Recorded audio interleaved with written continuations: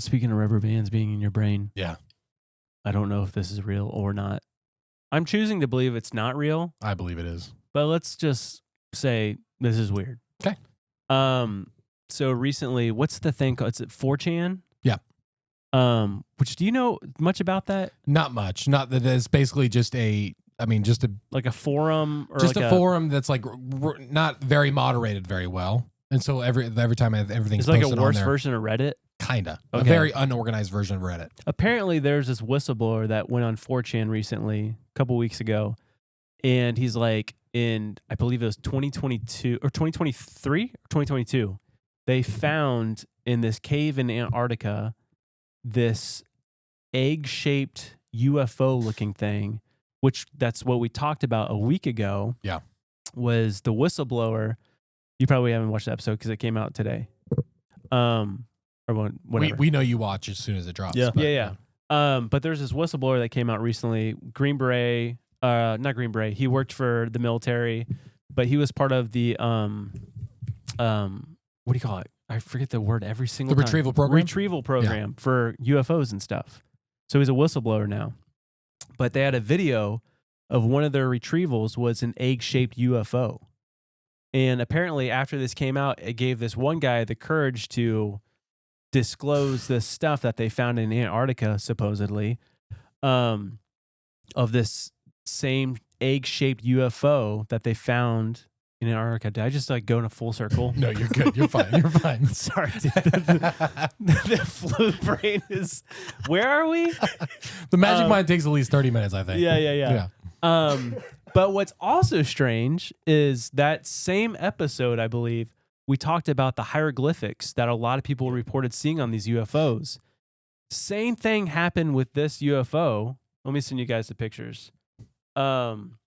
Where there's really weird hieroglyphics all over it.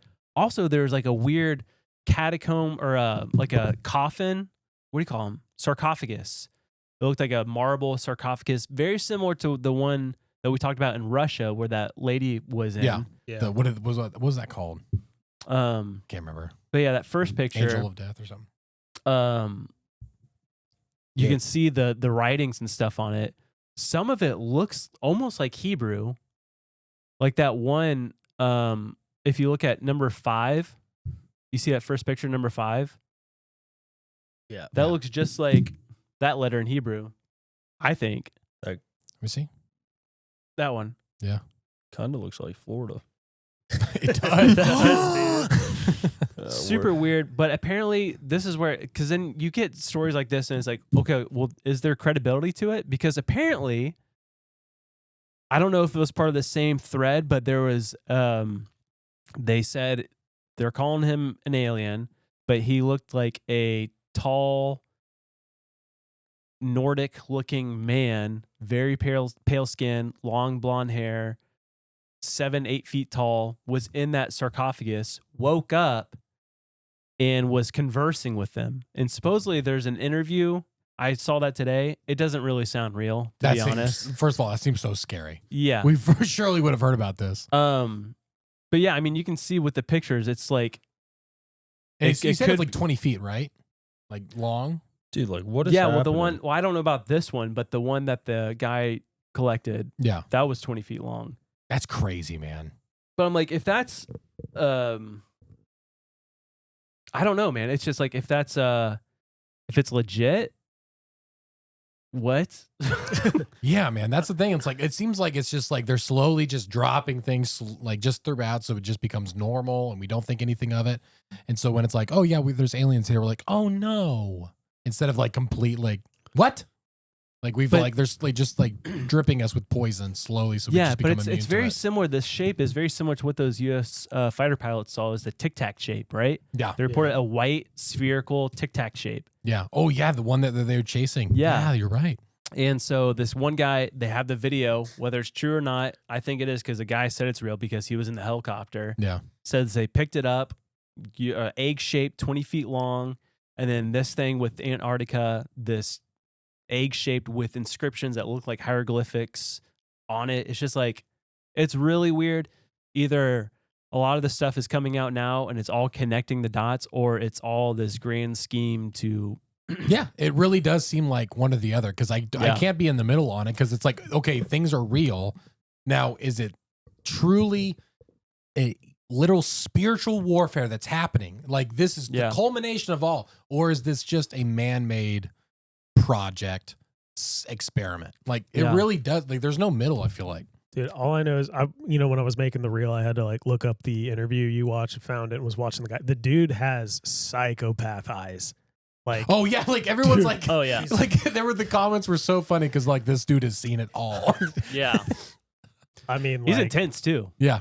Yeah. Yeah. And at the beginning, he's like, you really need to watch the interview. Like the full interview, not the cut down one. I skimmed, like I clicked through. Is it on YouTube? Yeah. Okay, News I'll Nation. watch it. But they start off the interview as like he was basically undercover. And he's like, I wasn't undercover. He's like, I was basically joined in the military as a aeronautics mechanic. He's like, great. Did you go to school for being a mechanic? He's like, Yeah. I did not.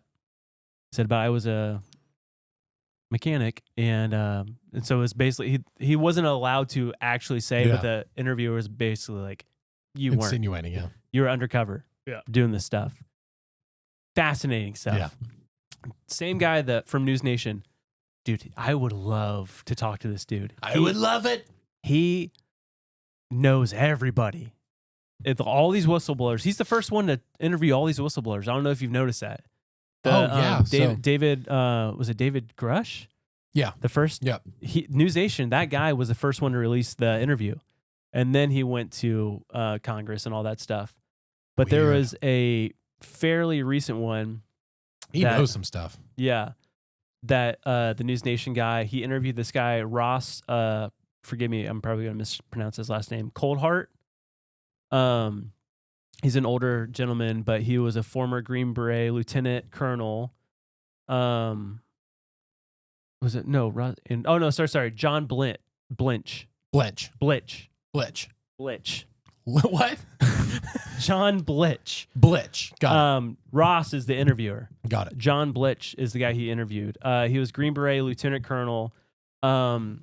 His interview was fascinating. He's not technically a whistleblower, but he's working with the whistleblowers because of everything that he's experienced. And his story is fascinating. What happened to and him? Very spooky. It starts when he was a kid. No. And he's a very logical man. I think he has his doctorate or master's in cognitive psychology. Very smart dude. And he was in charge of the battery nuclear program or something. So he was in charge of the team that would place and charge the batteries within the nuclear missiles. So top Yeah. dude. And he's been in every avenue and stuff. He's a really humble guy, very smart, very down to earth. And that's what makes his story even more fascinating.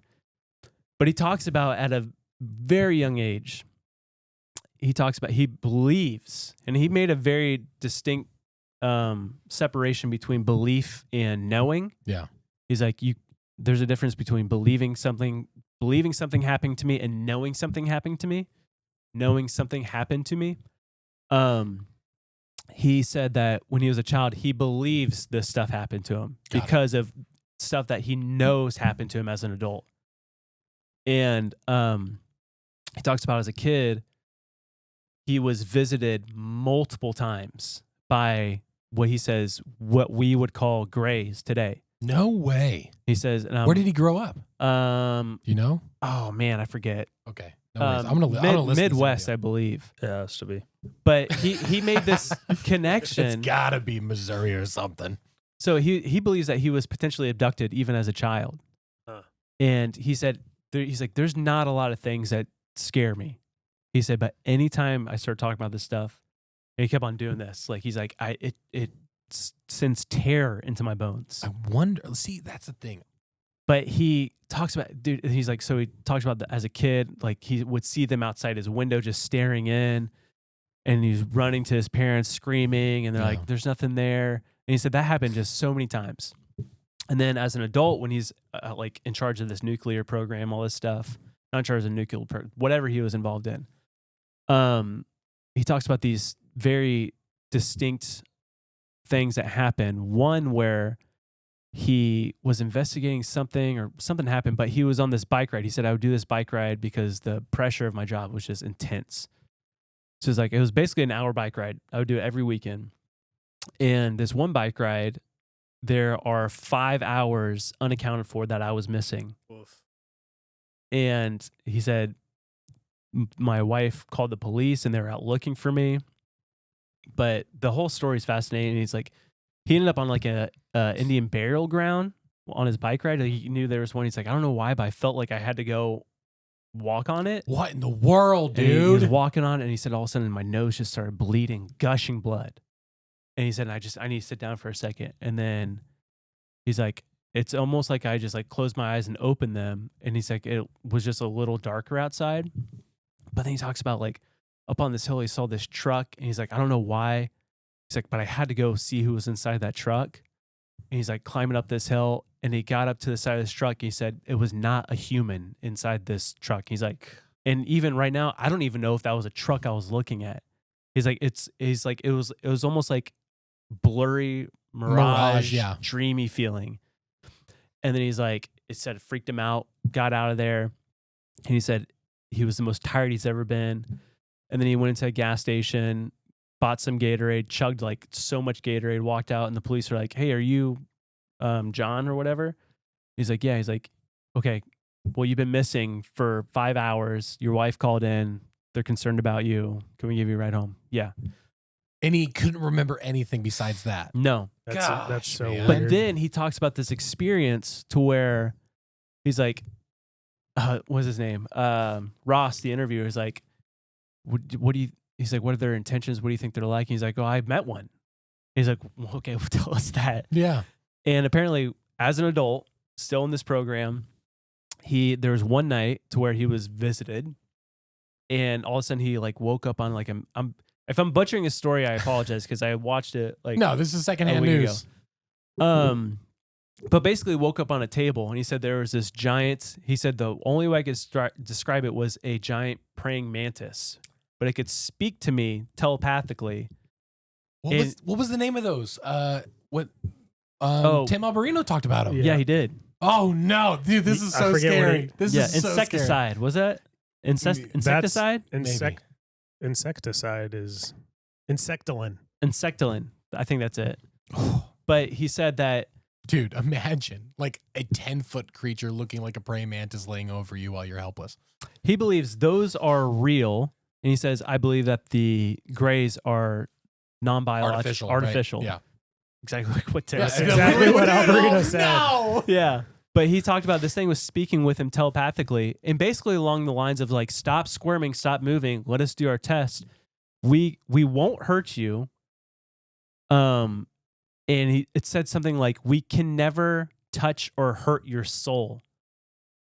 That's one thing we have no access to, is your soul. Oh.